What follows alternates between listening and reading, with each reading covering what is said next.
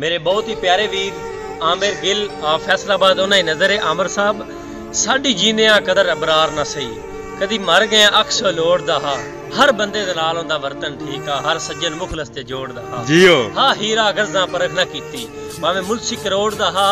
बंदे मुंह तो कफन हटा गया अक्सन अल्लाह जानदा है बशर करोड़ दा जियो जिवें बटियां विच अल जबरे दा तकसीम सवाल हो वैंदा है इन्ने प्यार दी ज़ेरां ज़बरां विच इंसान पामाल हो वैंदा है जल जल के चाटा नफरतियां बुत कमला लाल हो वैंदा है जेदे मगर हयात जान छड़िंदा है ओ भी किसे दे नाल हो वैंदा जियो मेरे बहुत ही प्यारे वीर दानिक मौका फैसलाबाद उन्हें नजरे कमौका सब नाइया दिल ता बेशक ना लिखिया खत सजों जरीटना नाइया वत लिख दे वारी अखियां नु नफरत नाल मिटना नाइया मेरे मान नु फर्क दे कन्या ते बेजुर्म कसीटना नाइया